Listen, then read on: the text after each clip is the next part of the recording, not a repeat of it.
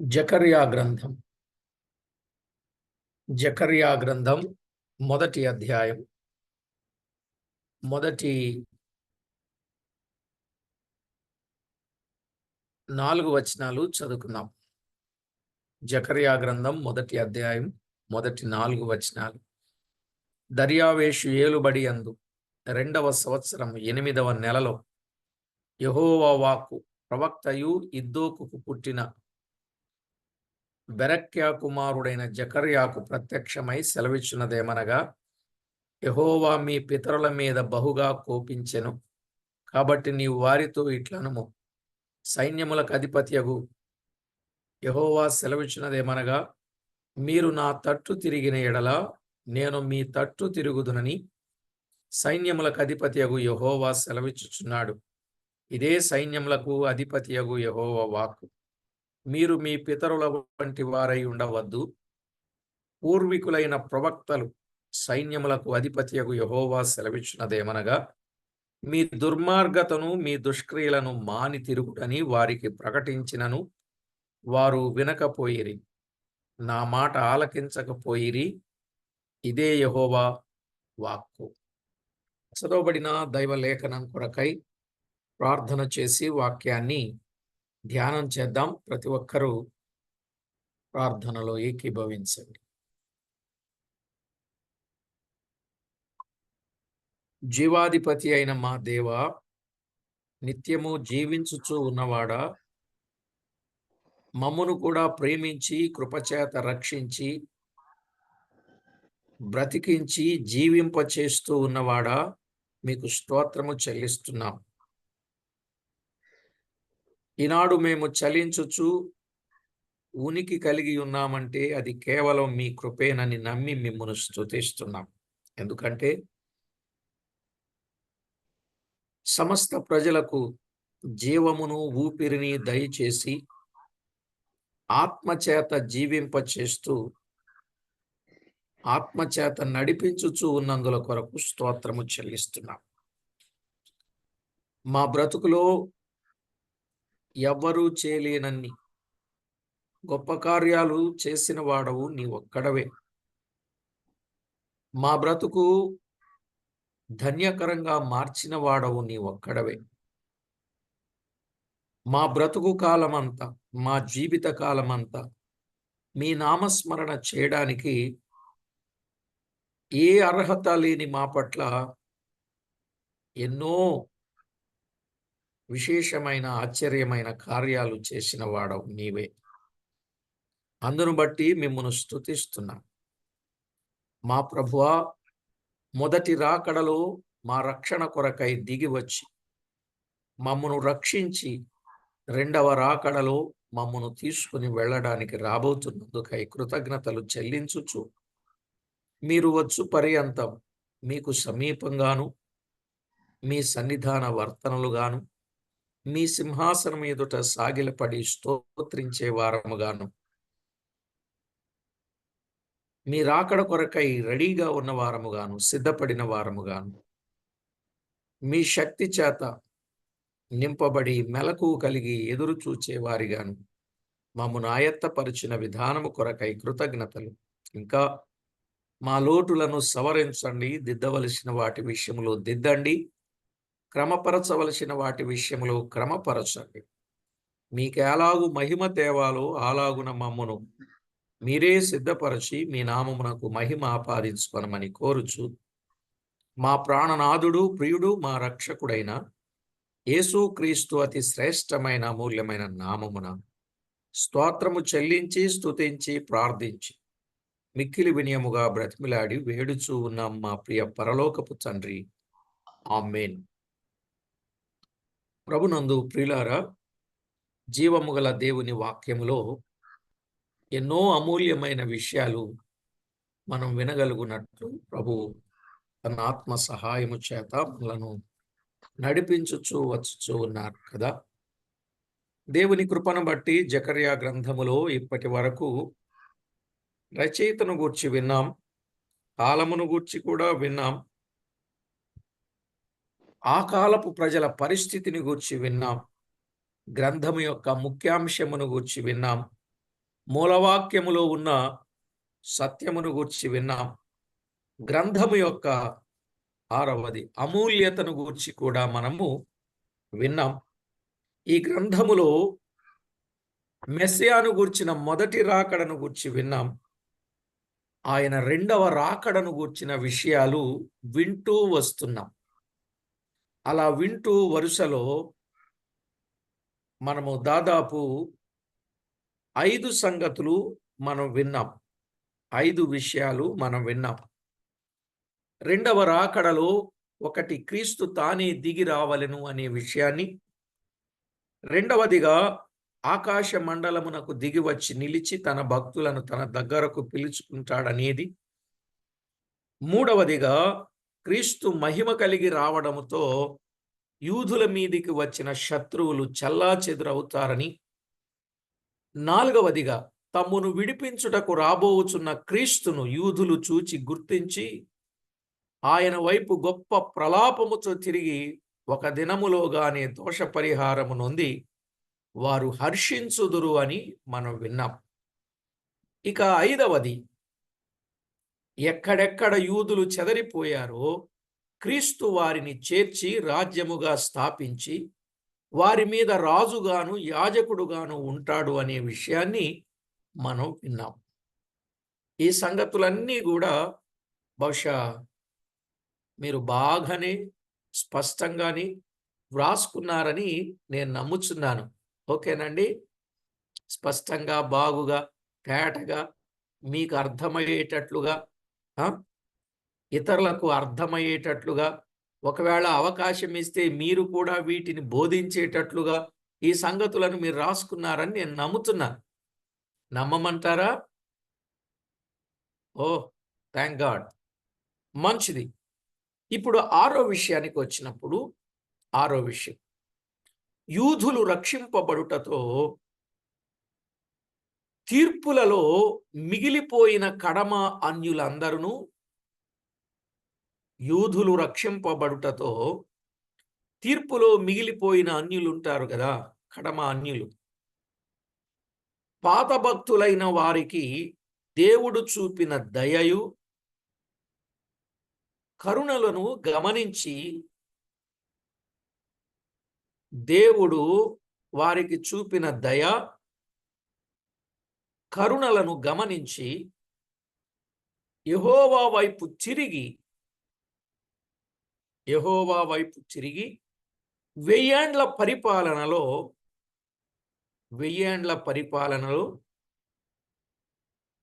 క్రీస్తు ఏలిక క్రింద పాలిభాగం,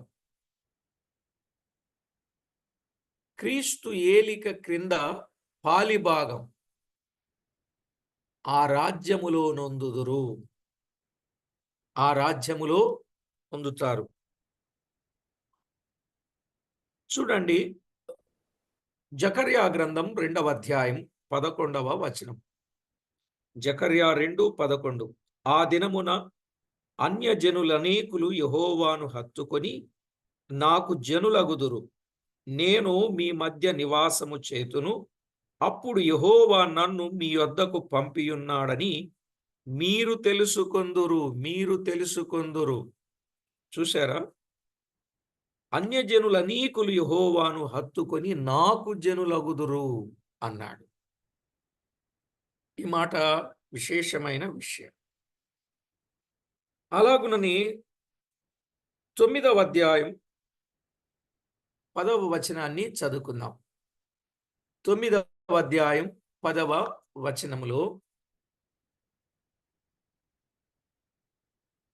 9వ అధ్యాయం 10వ వచనం, ఎఫ్రాయిములో రథములుండకుండా నేను చేసేదను, యెరూషలేములో గుర్రములు లేకుండా చేసేదను, యుద్ధపు విల్లు లేకుండా పోవును, నీ రాజు సమాధాన వార్త అన్యజనులకు తెలియజేయును, సముద్రము నుండి సముద్రము వరకు, యూఫ్రటీసు నది మొదలుకొని బూది గంతముల వరకు అతడు ఏలును అన్నాడు. నీ రాజు సమాధాన వార్త అన్యజనులకు తెలియజేయును అనే మాట చూడండి.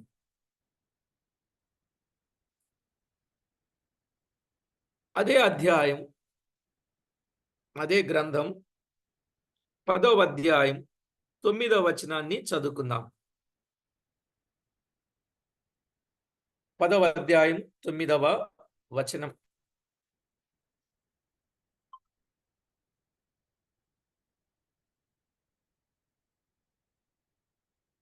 అన్యజనులలో నేను వారిని విత్తగా, దూరదేశములలో వారు నన్ను జ్ఞాపకము చేసుకొందురు. వారును వారి బిడ్డలను సజీవులై తిరిగి వత్తురు అన్నాడు. అన్యజనులలో నేను వారిని విత్తగా, దూరదేశములలో వారు నన్ను జ్ఞాపకము చేసుకుంటారు అని చెప్పాడు. కనుక ప్రభునందు ప్రియులారా, క్రీస్తు ఏలిక క్రింద పాలిభాగం ఆ రాజ్యములో నొందుతారు అన్నాడు. ఎవరు? యూదులు రక్షింపబడుటతో తీర్పులలో మిగిలిపోయిన కడమ అన్యులందరూ అన్నాడు. ఇక ఏడవదిగా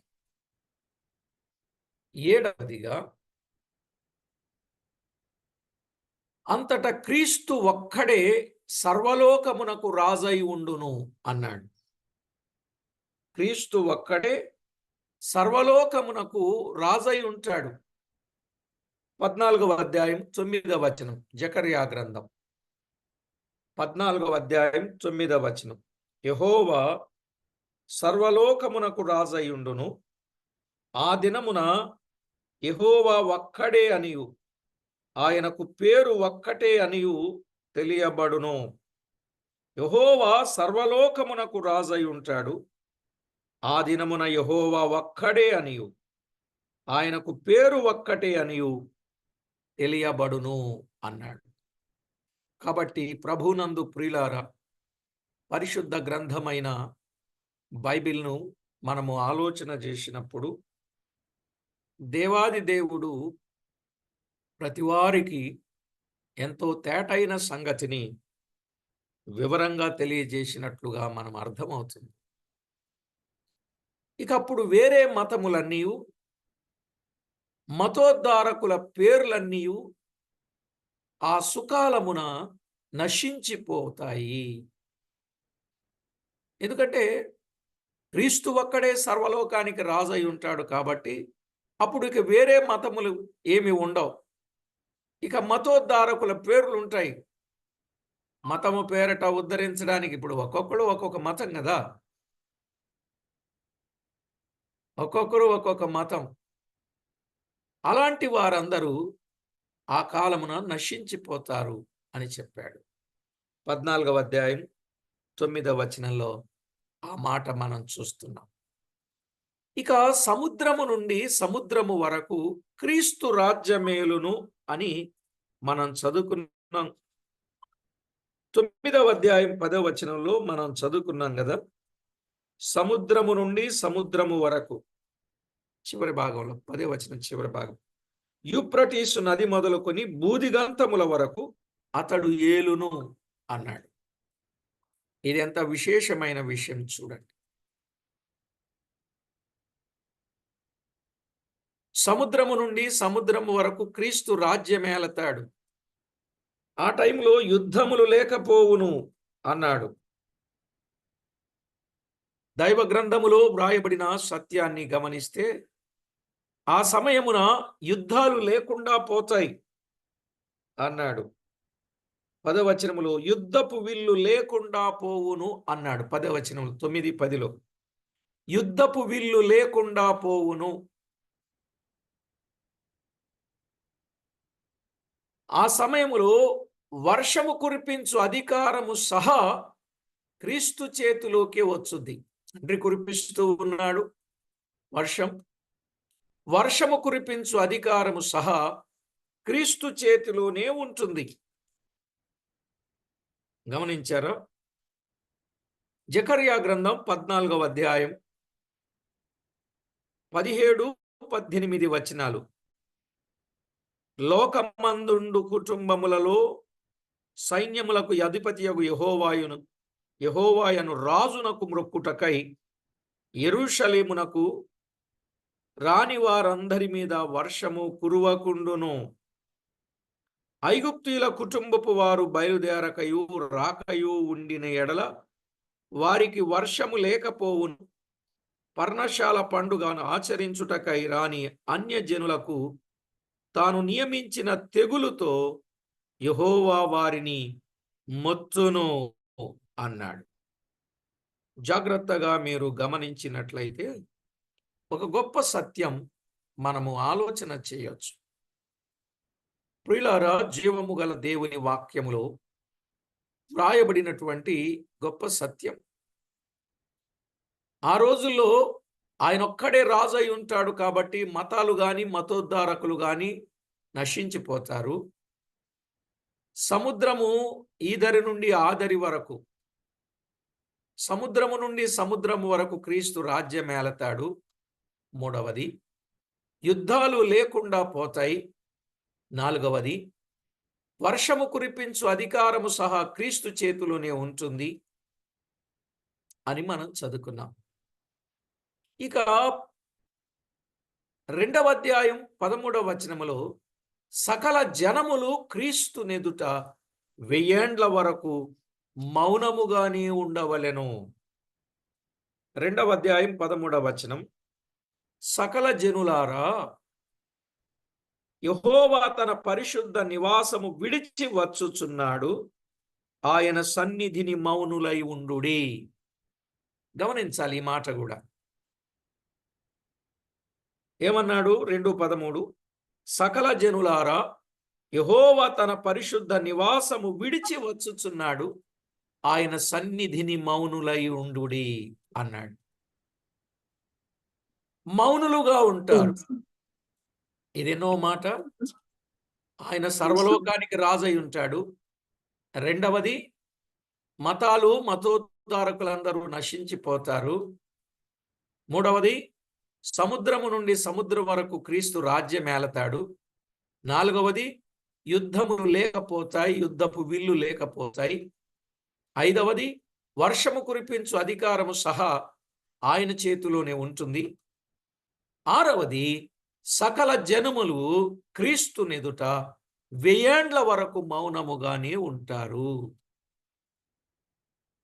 అంటే క్రీస్తు మీద నోరెత్తేవారు లేరు.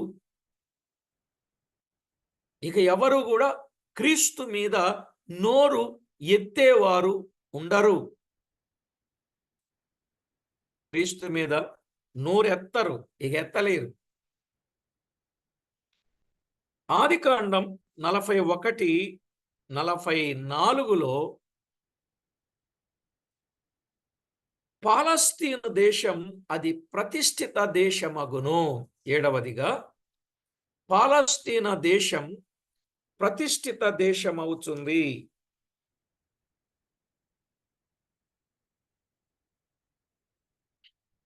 మరియు ఫరో యోసేపుతో, ఫరోను నేనే అయినను నీ సెలవు లేక ఐగుప్తు దేశమందంతటను ఏ మనుషుడును తన చేతినైనను కాలినైనను ఎత్తకూడదని చెప్పుచున్నాను. ఇదండి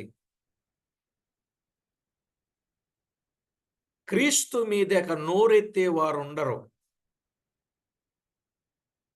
నేను ఫరోనే అయినా నీ సెలవు లేక ఐగుప్తు దేశమంతటను ఏ మనుషుడును తన చేతినైనను కాలినైనను ఎత్తకూడదని చెప్పుచున్నాను. ఎవడని ఎత్తాడా అయిపోద్ది అని ఇక్కడ ఫరో చెప్పాడు. కానీ ఇక్కడ అసలు అలా ఎత్తడానికే, నోరు ఎత్తడానికి, చెయ్యి ఎత్తడానికి, కాలెత్తడానికి అసలు అవకాశమే లేదు. అవకాశమే లేదు. పాలస్తీను ప్రదేశం ప్రతిష్ఠిత ప్రదేశం అవుతుంది. క్రీస్తు రాజ్యం పరిశుద్ధ పర్వతమని పిలువబడుతుంది. పాలస్తీను దేశం ప్రతిష్ఠిత దేశం అవుతుంది. క్రీస్తు రాజ్యం పరిశుద్ధ పర్వతమని పిలువబడును అన్నాడు. పిలువబడును. చూడండి, జకర్యా గ్రంథం 2వ అధ్యాయం 12వ వచనం. జకర్యా గ్రంథం 2వ అధ్యాయం 12వ వచనాన్ని మనం చదువుకుందాం. క్రీస్తు రాజ్యం, పరిశుద్ధ పర్వతం, పాలస్తీను ప్రతిష్ఠిత దేశం మరియు తనకు స్వాస్యమని యెహోవా ప్రతిష్ఠితమైన దేశములో యోదాను స్వతంత్రించుకొనును. యెహోవా ప్రతిష్ఠితమైన దేశములో యోదాను స్వతంత్రించుకొనును. యెరూషలేమును ఆయన ఇకను కోరుకొనును అని చెప్పాడు. రక్షింపబడిన యూదులే దేవుని ప్రతిష్ఠితమైపోతారని మనకు తెలియచున్నదండి. రక్షింపబడిన యూదులు ఇక వారు దేవుని ప్రతిష్ఠితం అనే సంగతి మనకి అర్థమవుతుంది. జకర్యా గ్రంథం 8వ అధ్యాయం 3వ వచనం కూడా చదువుకుందామండి.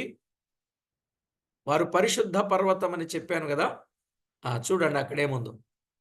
జకర్యా గ్రంథం 8వ అధ్యాయం 3వ వచనంలో వ్రాయబడిన సంగతి ఏమని చెప్పాడు? తేటగా వ్రాయబడిన విషయం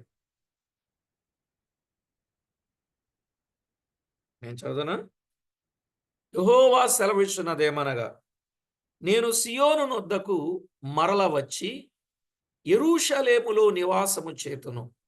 సత్యమును అనుసరించు పురమనియు సైన్యములకు అధిపతియగు యెహోవా పర్వతము పరిశుద్ధ పర్వతమనియు పేర్లు పెట్టబడును. సైన్యములకు అధిపతియగు యెహోవా పర్వతం పరిశుద్ధ పర్వతమనియు పేర్లు పెట్టబడును. దేనికి? యెరూషలేముకు. సత్యమును అనుసరించు పురం. యెరూషలేముకు 7 పేర్లున్నాయని మొన్న ఏదో ఒక వర్తమానంలో చెప్పాను. 7 పేర్లున్నట్లుగా మనం చెప్పుకున్నాం. సరే, ఏది ఏమైనా ప్రియులారా, ఇక్కడ మనము చదివిన సంగతిని బట్టి పాలస్తీను ప్రతిష్ఠిత దేశం అవుతుందని, క్రీస్తు రాజ్యమేమో పరిశుద్ధ పర్వతమని తెలియవస్తుంది. నిజమే ప్రియులారా.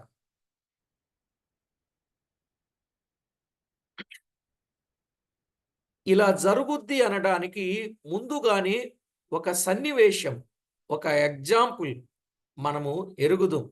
ఏంటా ఎగ్జాంపుల్ అనంటే, ఎస్తేరు రాణి దినములలో యూదులకు హామాను చేతిలో నుండి గొప్ప విడుదలతో కూడిన విజయము కలుగుట చూడగా అన్యులనేకులు యూదా మతమును అవలంబించినట్లుగా క్రీస్తు రాజు కాగా అనేకులు బుద్ధి తెచ్చుకొని ఆయనకు లొంగి భక్తులగుదురు. అర్థమైందండి? ఎస్తేరు రాణి దినాలలో యూదులకు హామాను ఎలా ఉన్నాడు? శత్రువుగా ఉన్నాడు. అతని చేతిలో నుండి గొప్ప విడుదలతో కూడిన విజయం ఎప్పుడైతే కలిగిందో అప్పుడు అనేకులు వారేం అవలంబించారు? యూదా మతాన్ని అవలంబించారు. అలాగే క్రీస్తు రాగా అనేకులు బుద్ధి తెచ్చుకొని ఆయనకు లొంగి భక్తులవుతారు. మరి ముందు ఎస్తేరు గ్రంథం చదువుకుందామా? ఎస్తేరు గ్రంథం 8వ అధ్యాయం 17వ వచనం. ఎస్తేరు గ్రంథం 8వ అధ్యాయం 17వ వచనములో ఆ మాటలు మనము చూడగలం.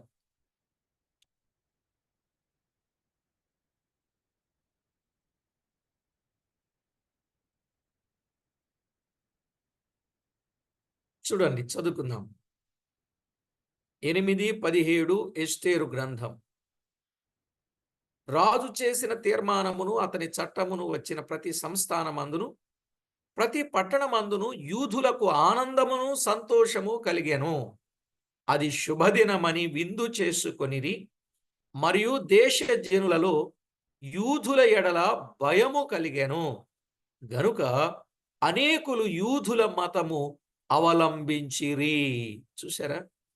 యూదుల మతమును అనేకులు అవలంబించారు. కారణం, దేశ జనులలో యూదుల ఎడల భయము కలిగింది. ఎందువల్ల? దేవుడు తన ప్రజలకు ఆనందమును సంతోషమును కలుగజేశాడు. అది శుభదినమని వారు విందు చేసుకున్నట్లుగా చూస్తున్నాం. కనుక ప్రభునందు ప్రియులారా, దైవ లేఖనములో వ్రాయబడిన ఈ సత్యాన్ని మనము గుర్తించాలి.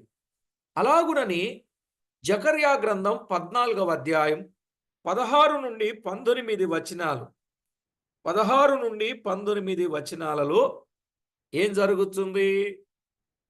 క్రీస్తు రాజు కాగా అనేకులు బుద్ధి తెచ్చుకొని ఆయనకు లొంగి భక్తులైనట్లుగా ఈ వచనాలలో మనము చూడగలం.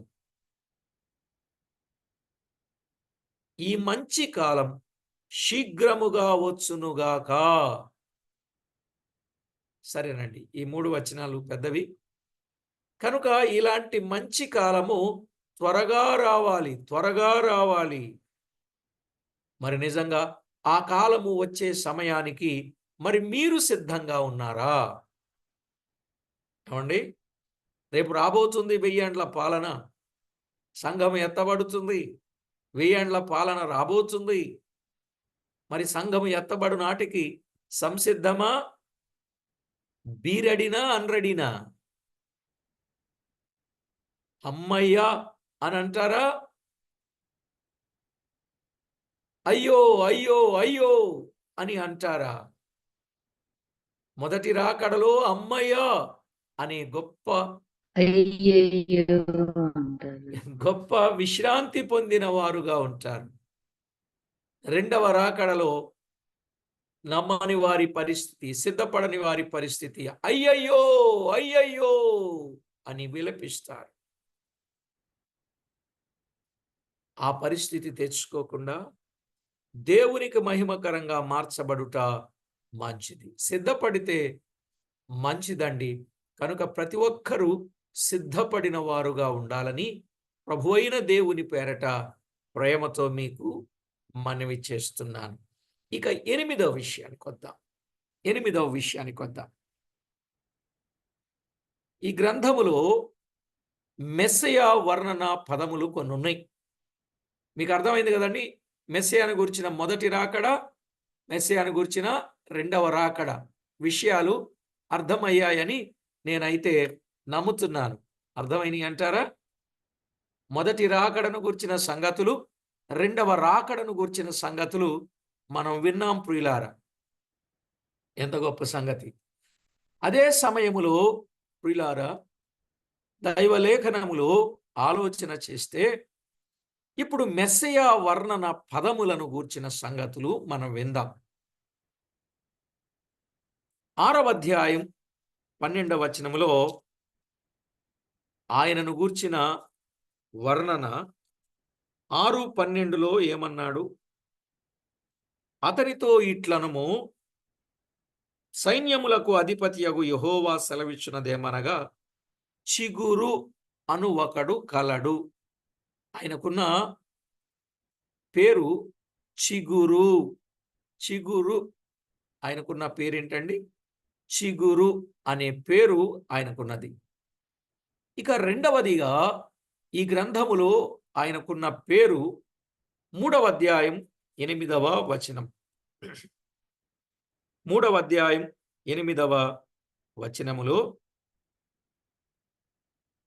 చిగురు అను సేవకుడు, చిగురు అను నా సేవకుని, చిగురు అను నా సేవకుని.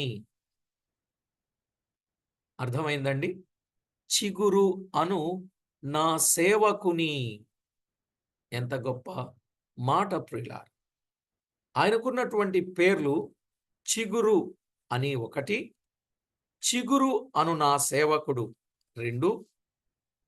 అలాగునని మొదటి అధ్యాయం 11వ వచనం, మొదటి అధ్యాయం 11వ వచనం,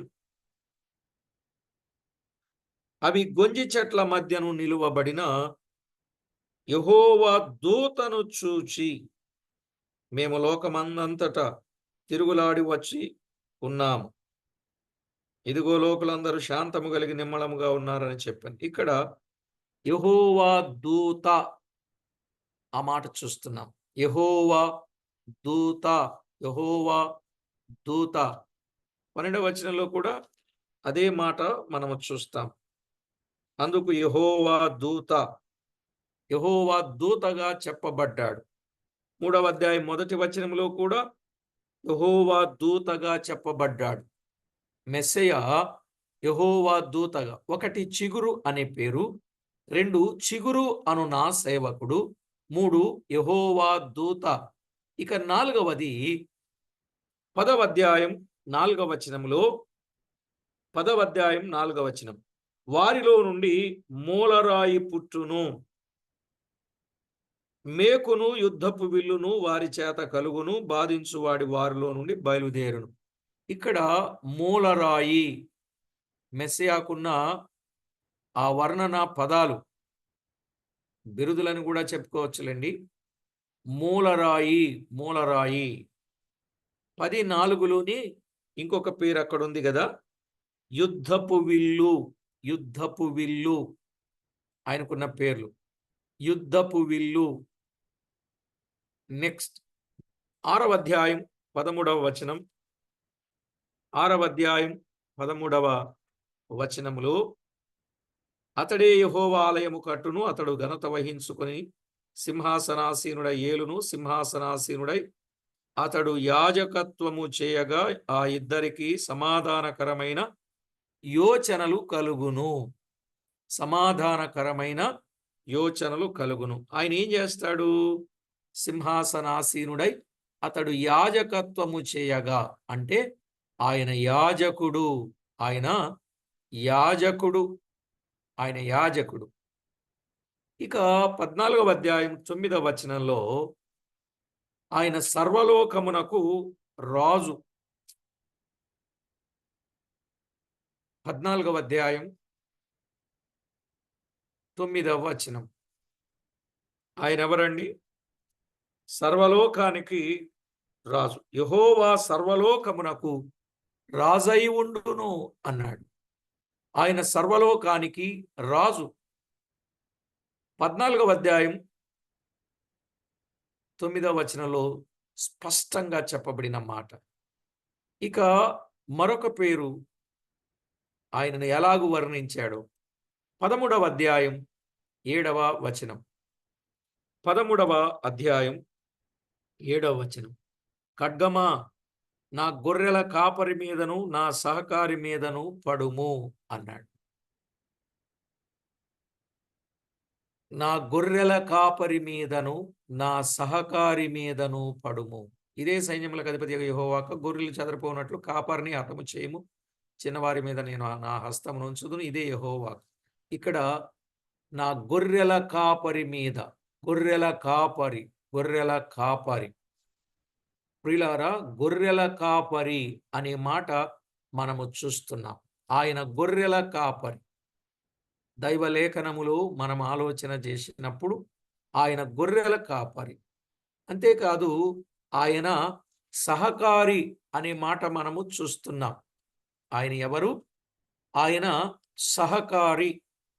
ఇప్పుడు చెప్పండి, మెస్సియా యొక్క వర్ణనా పదాలు ఎన్నున్నాయి?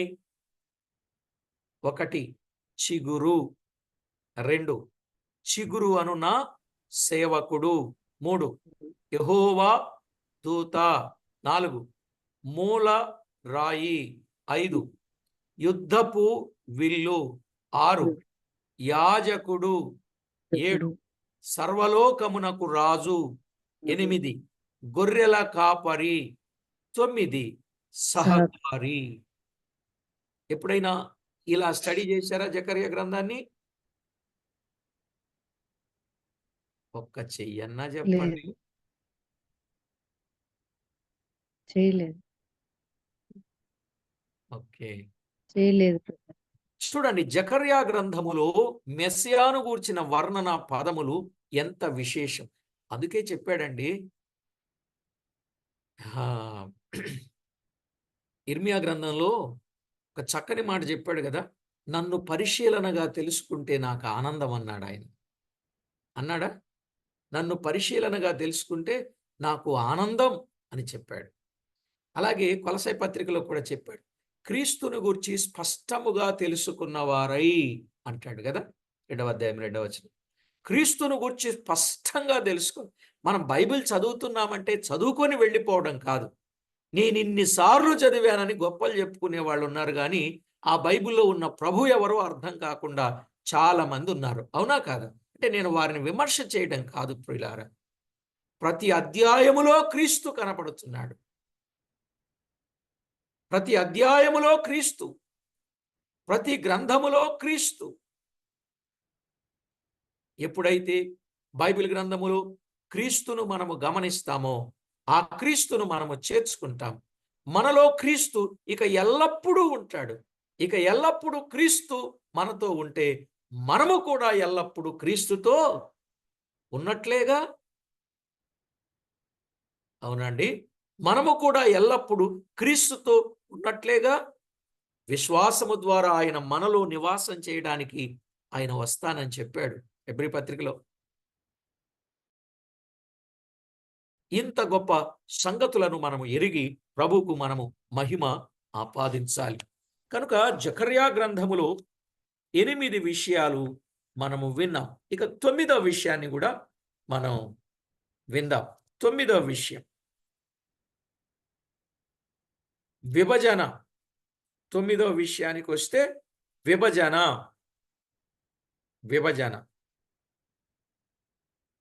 ఒక విధంగా ఇది క్లుప్తమైన విభజన అని మనం చెప్పుకోవచ్చు. క్లుప్తమైన విభజన, వివరమైన విభజన కూడా చెప్పుకోవచ్చు.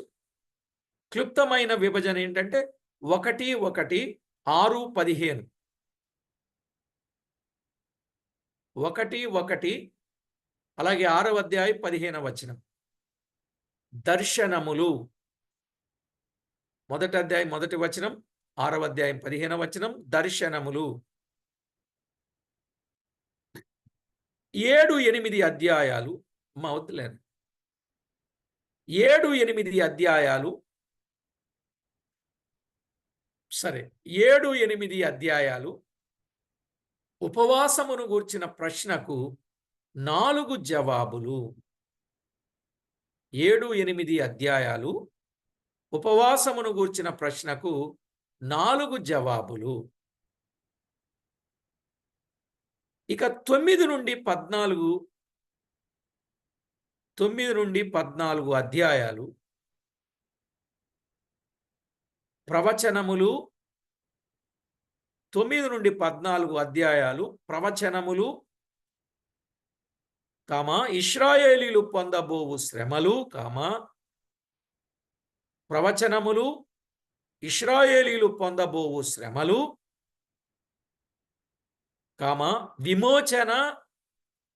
విమోచన, మహిమ, మెస్సియా మొదటి రాకడ,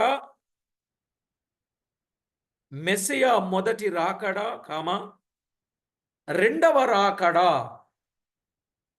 మొదటి రాకడ, రెండవ రాకడ అనగా ఒలీవ కొండ మీదకు దిగివచ్చుట. ఒలీవ కొండ మీదకు దిగివచ్చుట.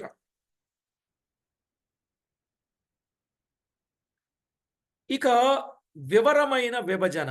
ఇది క్లుప్తమైన విభజన. ఇది సరిపెట్టుకుందామా? కొంచెం వివరంగా విందామా?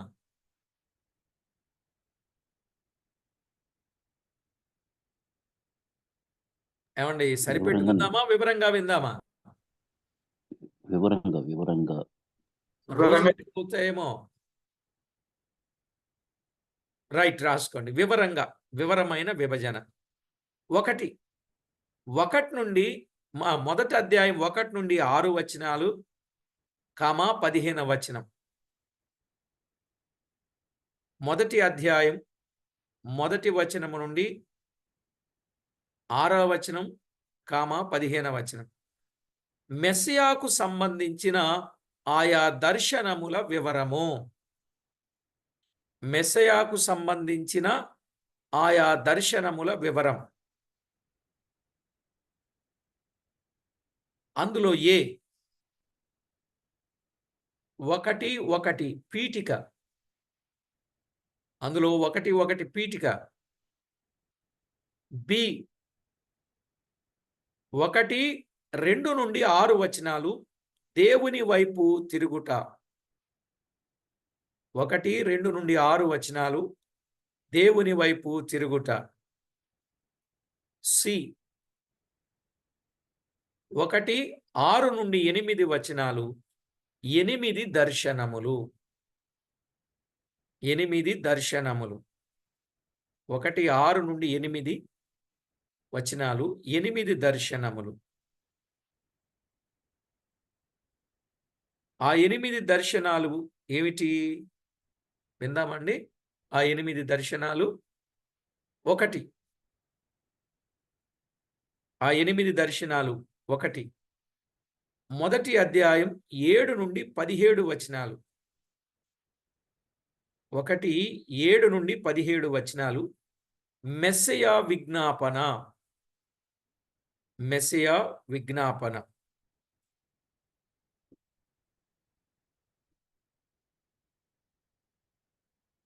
మెస్సయా విజ్ఞాపన. 2, మొదటి అధ్యాయం 18 నుండి 21 వచనం. 1, 18 నుండి 21 వచనం. 4 కొమ్ములు, నలుగురు కంసాలులు. 4 కొమ్ములు, నలుగురు కంసాలులు. ఇక 3వ అధ్యాయం. మూడవ మాట. మనం ఇందులో 8 సంగతులు వింటున్నాం కదా, 8 దర్శనాలు. ఇక 3వ దర్శనం. 2వ అధ్యాయం 1 నుంచి 13 వచనాలు. 2వ అధ్యాయం 1 నుంచి 13 వచనాలు. యెరూషలేము యొక్క మహిమ. యెరూషలేము యొక్క మహిమ. యెరూషలేము యొక్క మహిమ. 4వ దర్శనం. 3వ అధ్యాయం 1 నుండి 9 వచనాలు. 3, 1 నుండి 9 వచనాలు. ఇశ్రాయేలీయుల విమోచన. ఇశ్రాయేలీయుల విమోచన. 5వ దర్శనం. 4వ అధ్యాయం 1 నుంచి 14. 4వ అధ్యాయం 1 నుంచి 14 వచనాలు. దేవాలయము యొక్క నిర్మాణం. దేవాలయము యొక్క నిర్మాణం.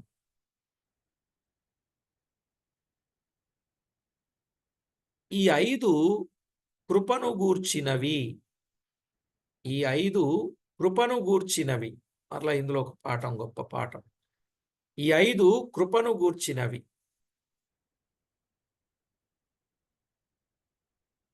తర్వాత 3 తీర్పును సూచించుచున్నవి. ఈ 5 కృపను గూర్చినవి. తర్వాత 3 తీర్పును సూచించుచున్నవి.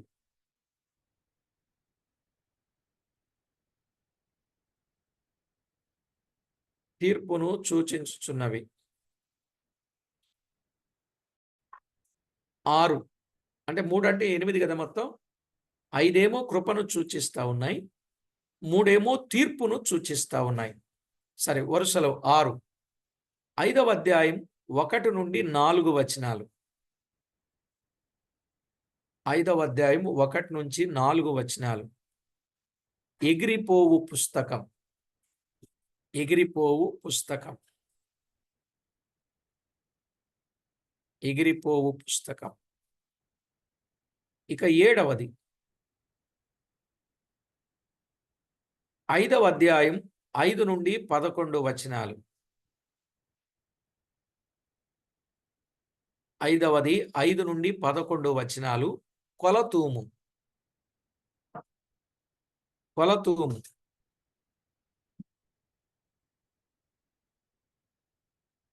కొలతూము. 8. 6వ అధ్యాయం 1 నుండి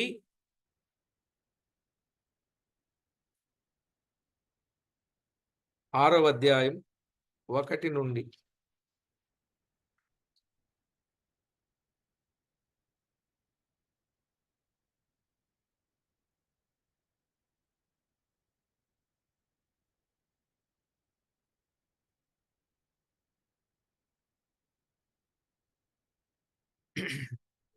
ఒకటి నుండి రథములు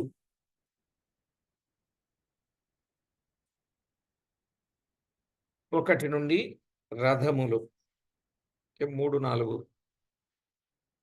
8 వరకు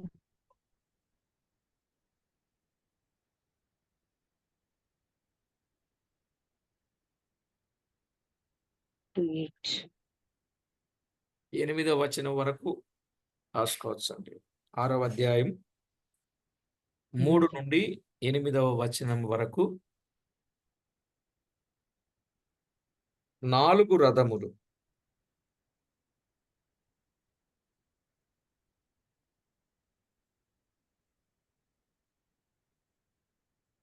ఒకటి నుండి 8వ వచనం వరకు 4 రథములు. ఓకే.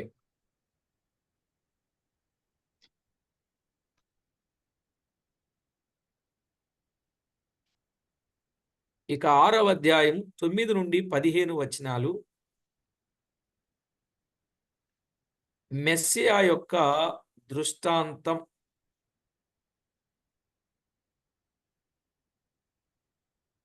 6వ అధ్యాయం 9 నుండి 15 వచనాలు మెస్సియా యొక్క దృష్టాంతం.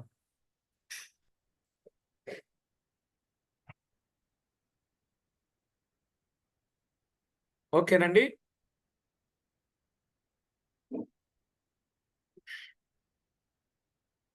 దర్శనాలు ఎన్ని అనుకున్నాం?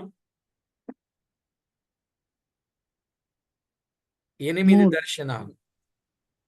1 మెస్సియా విజ్ఞాపన, 2 4 కొమ్ములు 4 కంసాలులు, 3 యెరూషలేము యొక్క మహిమ, 4 ఇశ్రాయేలీల విమోచన, 5 దేవాలయం యొక్క నిర్మాణం. ఈ 5 కృపను సూచించేవిగా, తర్వాత 3 తీర్పును సూచించేవిగా. 1 ఎగిరిపోవు పుస్తకం, 2 కొలతూము, 3 రథములు. 4 రథములు. మెస్సియా యొక్క దృష్టాంతములు. రైట్. ఇక 6వ అధ్యాయం 9 నుండి 15 వచనాల్లో మెస్సియా యొక్క దృష్టాంతం అని విన్నాం. ఇక రెండవది మనం మొదట్లో ఇవన్నీ విన్నాం. ఇక రెండవది 7 8 అధ్యాయాలలో ఉపవాసమును గూర్చిన 4 ప్రశ్నలకు జవాబులు. 7 8 అధ్యాయాలలో ఉపవాసమును గూర్చిన 4 ప్రశ్నలకు జవాబులు.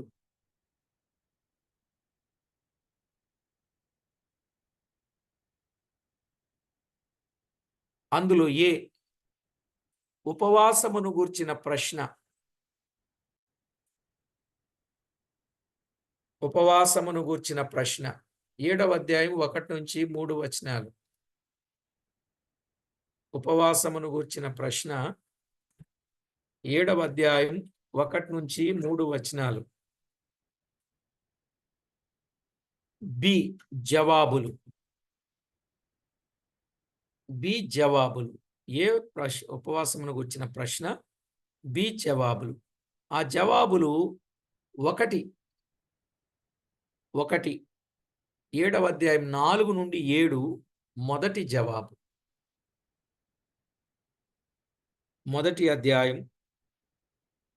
మొదటిది 7వ అధ్యాయం 4 నుండి 7 వచనాలు మొదటి జవాబు.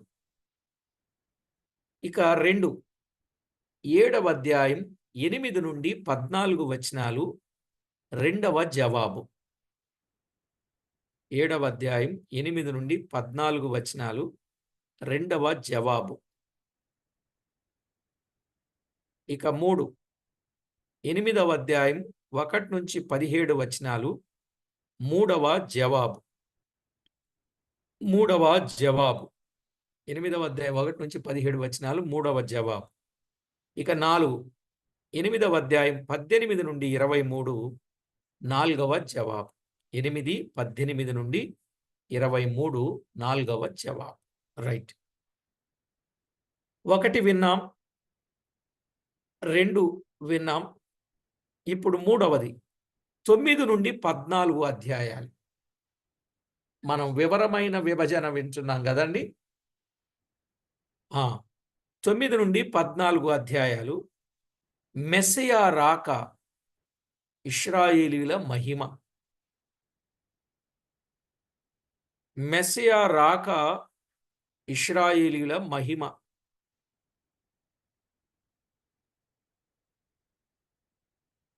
అందులో మళ్ళీ 4 భాగాలు చేసుకుంటే 9 నుండి 10 అధ్యాయాలు. 9 నుండి 10 అధ్యాయాలు. ఇశ్రాయేలీలను సమకూర్చుట. ఇశ్రాయేలీలను సమకూర్చుట. ఇశ్రాయేలీలను సమకూర్చుట. వారి క్షేమకరమైన స్థితి. ఇశ్రాయేలీలను సమకూర్చుట, వారి క్షేమకరమైన స్థితి.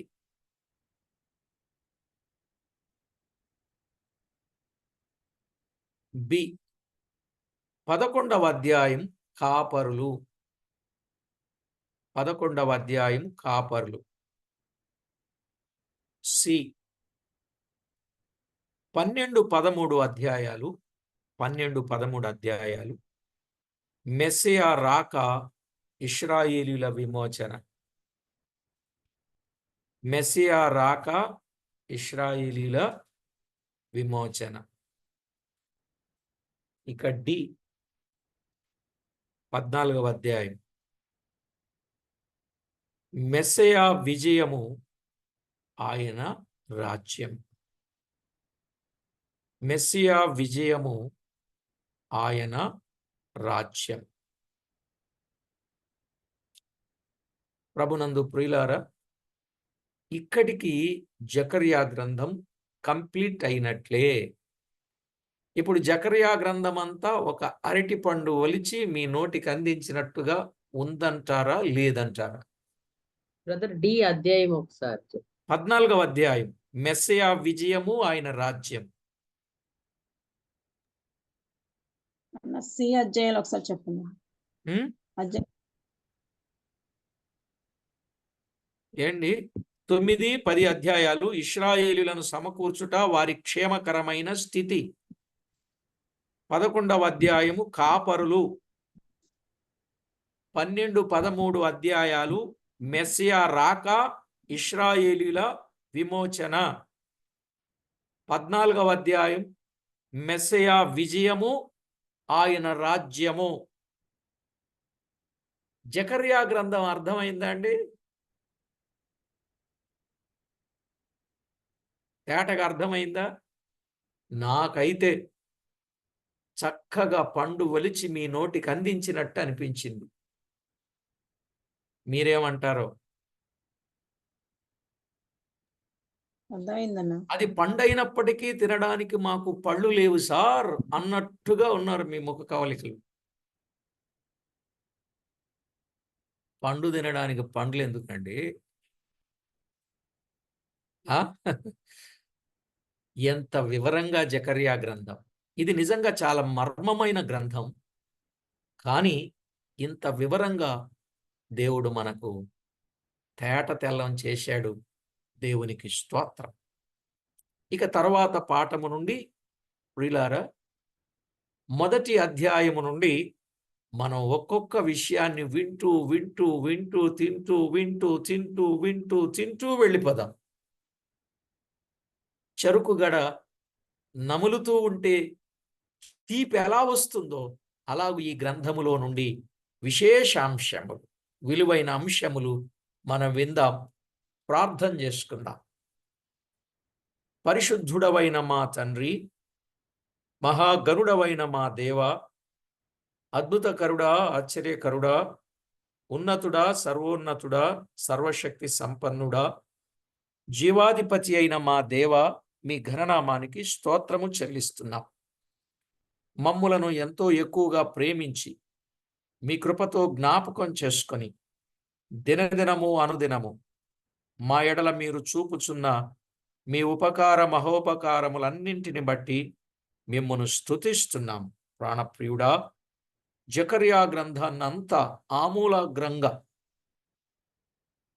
మొదటి అధ్యాయం నుండి ఆఖరు అధ్యాయం వరకు అందున్న విశేషమైన విషయాలు ఎంతో వివరంగా, తేటగా, స్పష్టంగా మీరు మాకు చెప్పినందుకై కృతజ్ఞతలు చెల్లించుచు మా ప్రాణనాథుడు, ప్రియుడు, మా రక్షకుడు ముందున్న పాఠాలు మా వ్యక్తిగత భక్తి జీవితానికి ఉపయోగమైన సంగతులను తేటపరచమని కోరుచు మా ప్రభువైన యేసుక్రీస్తు అమూల్యమైన నామమున స్తోత్రము చెల్లించి స్తుతించి ప్రార్థించి మిక్కిలి వినయముగా బ్రతిమిలాడి వేడుచూ ఉన్నాం మా ప్రియ పరలోకపు తండ్రి.